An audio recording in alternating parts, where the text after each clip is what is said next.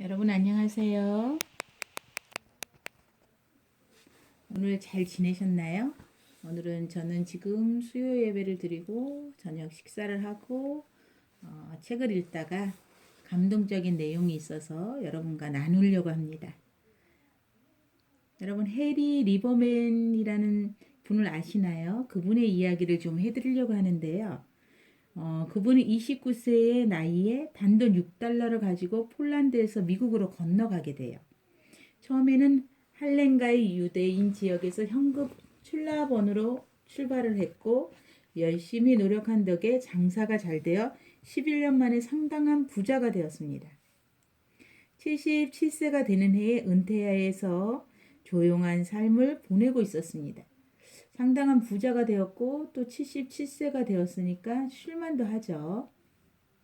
그래서 은퇴를 하고 조용한 삶을 살기로 결정을 했어요. 그리고 노인 학교에 나가서 잡담을 하거나 체스를 하는 것이 고작이었습니다. 그러던 어느 날 한가로이 노인 클럽에서 체스 상대를 기다리고 있는데 클럽의 젊은 봉사자가 다가와 말을 붙였습니다. 뭐라고 붙였을까요? 그냥 그렇게 앉아 계시느니 미술실에 가서 그림이나 그리시지요.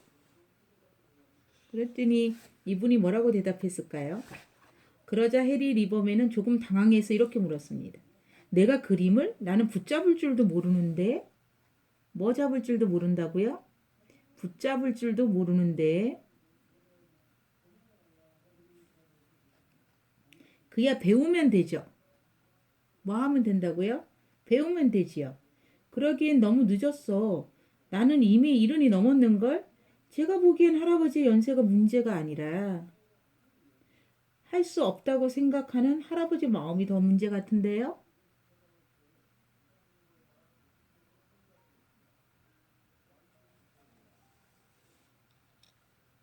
젊은이의 그런 핀자는 곧 할아버지로 하여금 미술실을 찾게 했어요. 그림을 그리는 일은 생각했던 것만큼 어렵지도 않았으며 더욱이 그 연세가 가지는 풍부한 경험으로 인해 그는 성숙한 그림을 그릴 수가 있었습니다. 여러분, 이 얘기를 듣고 해리 리버맨의 이야기를 듣고 어떻게 생각하세요? 지금도 늦었다고 도전하지 못하는 것이 있습니까? 70세에 시작한 그림이 앞으로 어떻게 되는가 한번 더 살펴봅시다. 그가 바로 평론가들이 미국의 샤갈이라고 극찬했던 해리 리버벤입니다. 그분은 1880년에서 1983년까지 살다가 가신 분인데요. 붓을 잡은 손은 떨렸지만 매일 거르지 않고 그림을 그릴 수가 있었다고 말하고 있습니다. 이 새로운 일은 그의 마지막 인생을 더욱 풍요롭게 장식해 주었을 뿐만 아니라 그는 이후 많은 사람들의 격려 속에서 죽을 때까지 수많은 그림을 남겼으며 101살의 22번째 전시회를 마지막으로 삶을 마쳤다고 합니다. 언제까지요? 많은 사람의 격려 속에서 죽을 때까지 수많은 그림을 남겼다고 합니다. 또 101살의 22번째 전시회를 마지막으로 삶을 마쳤다고 합니다. 자, 사람의 인생은 언제 끝날지 모릅니다. 여러분 아직까지 두려워서 시작하지 못하는 일이 있습니까? 이분의 이야기를 듣고 도전하십시오. 저도 제가 가장 잘 못하는 것이 바느질이었습니다. 요즘 긍정적인 책을 읽고 긍정적인 수업을 진행하면서 저도 도전해 봤습니다. 제가 가장 못하는 바느질을 정말 바늘구멍이 안 보여서 실도 잘 못 끼웠지만 시작하니까 되더라고요. 제가 무엇을 도전했냐면 양말 인형에 도전해서 양말 인형을 한 7개 정도 만들었나요? 그걸 만들면서 느낀 것은 도전은 아름답다입니다. 자, 그 양말 인형을 하나하나 만들면서 서툴렀지만 만들어 놓고 예쁘게 장식을 해놨는데요. 너무 그걸 볼 때마다 아, 나도 저것을 할 수 있구나. 도전했구나. 해냈구나 이런 마음이 들면서 뿌듯합니다. 제가 지금 또 다른 꿈을 꾸고 있습니다. 그림 그리는 거. 예전부터 하고 싶었지만 하지 못했습니다. 이제 시작하려고 다시 한번 이 책을 읽으면서 도전을 해봅니다. 여러분, 50이나 60이 된 사람들은 자신들이 이미 나이가 너무 많아 무엇을 새롭게 시작할 수 없다고 생각합니다. 과연 그럴까요? 이제 100세 시대를 우리는 살아가고 있습니다. 오히려 남은 시간이 더 많을지도 모른다는 생각을 안 해보셨나요? 생각을 바꾸면 인생이 달라집니다. 자, 예수님께서도 이 땅에 오신 목적이 우리의 지옥의 생각을 천국의 생각으로 바꾸러 오셨습니다. 옛사람을 새사람으로 바꾸러 오셨습니다. 자, 그분 안에 들어가면 그분에게는 생명이 있고 빛이 있기 때문에 우리가 모든 것을 할 수 있듯이 예수님도 저희들 생각을 바꾸러 왔습니다. 혹시 이미 늦었다, 내가 이 나이 이것을 할 수 있을까? 이렇게 생각하는 사람은 없습니까? 새로운 도전을 위해서는 용기가 필요합니다. 무엇이 필요하다고요? 용기가 필요합니다.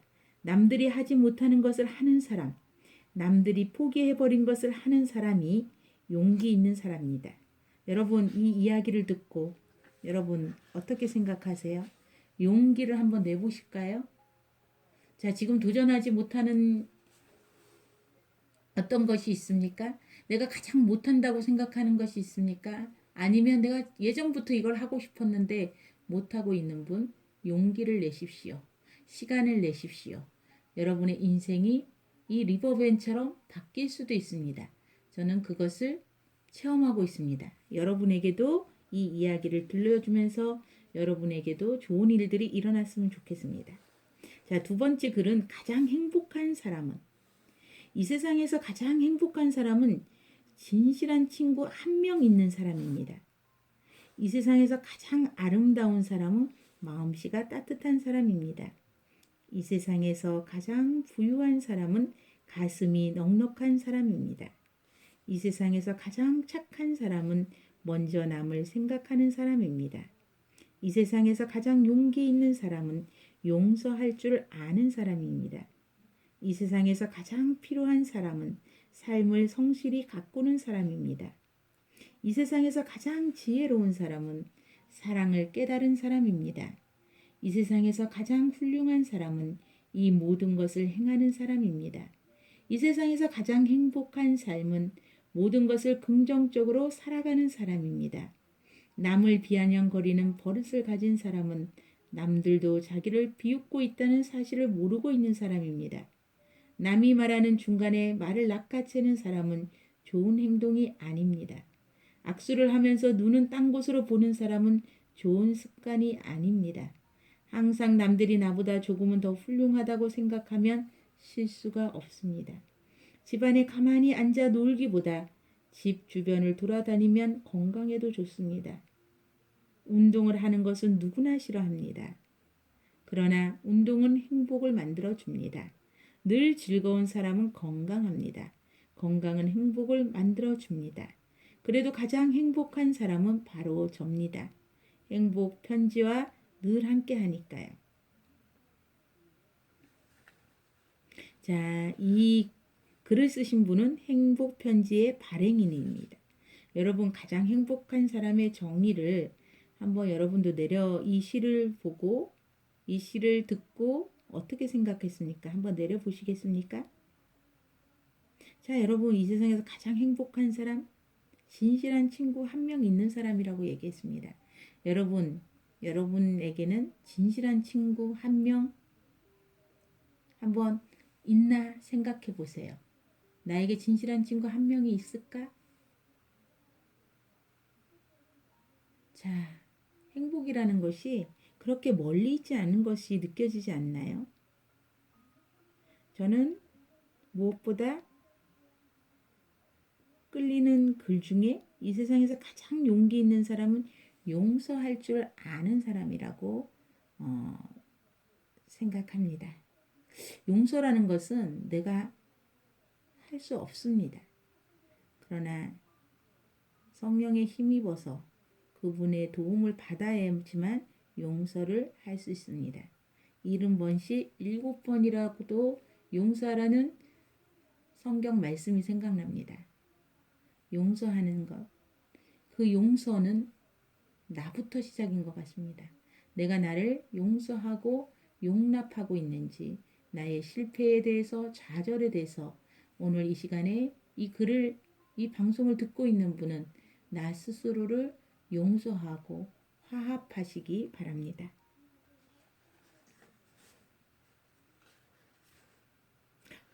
이 지금 행복편지의 책을 보고 있는데요. 너무나 아름다운 그림이 많이 나와 있는데 참 보여주지 못하고 있어서 안타까운데요. 자, 언젠가는 여러분하고 진짜 방송으로 얼굴을 맞대고 방송할 그런 날이 오기를 꿈꾸며 여러분하고 글을 나누어 보고 있습니다. 자, 꿈에 대해서 지금 말하고 있는 짧은 글을 좀 읽어드릴게요. 꿈이 있는 사람은 아름답습니다. 돈을 많이 가진 사람보다 돈을 많이 벌 수 있다는 꿈을 가진 이가 더 행복합니다. 글을 잘 쓰는 작가보다도 글을 잘 쓸 수 있다는 꿈을 안고 사는 이가 더 아름답습니다. 노래를 잘 부르는 사람보다 노래를 잘 할 수 있다는 꿈을 가진 이가 더 아름답습니다. 지금 공부를 잘하는 사람보다 공부를 더 잘할 수 있다는 꿈을 간직한 이가 더 아름답습니다. 숱한 역경 속에서 아름다운 삶을 꽃피우는 사람들은 한결같이 원대한 꿈을 가졌습니다.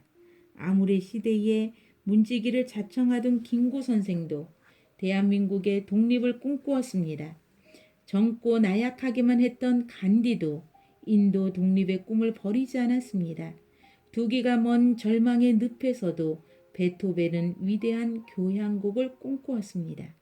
내일에 대한 꿈이 있으면 오늘의 좌절과 절망은 아무런 문제가 되지 않습니다. 꿈을 가진 사람이 아름다운 것은 자신의 삶을 긍정적으로 바라보기 때문입니다.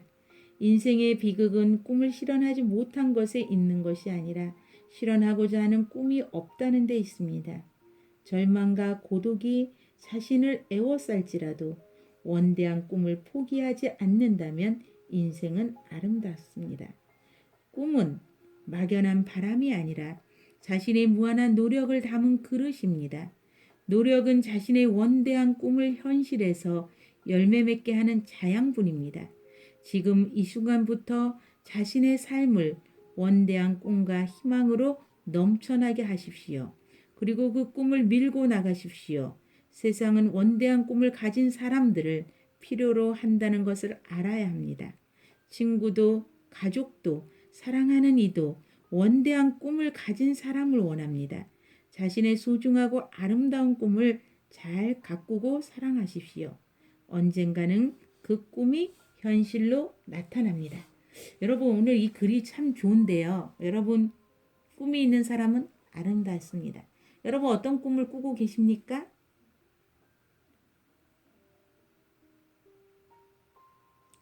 어떤 꿈을 꾸고 있는지 한번 생각해 보세요. 숱한 역경을 겪고 있습니까? 아름다운 꿈을 꿔보세요. 이 책에서 지금 여러 가지 이야기를 했지만 저는 제일 마음에 드는 게 두기가 먼 절망의 늪에서도 귀가 들리지 않는 그런 늪에서도 베토벤은 위대한 교향곡을 꿈꾸었다는 것입니다. 지금 여러분 꿈을 꿀 수 없는 그런 환경 속에 있으니까 문제가 되지 않습니다.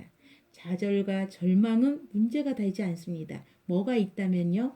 내일에 대한 꿈이 있다면 문제가 되지 않습니다. 자, 꿈을 가진 사람들은 항상 긍정적으로 바라보기 때문이고 긍정의 힘으로 긍정의 에너지를 끌어당기기 때문입니다. 여러분, 꿈은 막연한 바람이 아니라 자신의 무한한 노력을 담은 그릇이라는 이 글귀가 마음에 듭니다. 여러분, 노력은 자신의 원대한 꿈을 현실에서 열매 맺게 하는 자양분이라고 했습니다. 여러분 꿈을 꾸기 위해서 어떤 노력을 하고 있습니까? 용기를 내십시오. 세상은 원대한 꿈을 가진 사람들을 필요로 한다는 것을 알아야 합니다. 저는 꿈을 꾸고 있습니다. 책놀이. 이제 내년에는 그림책 놀이학교로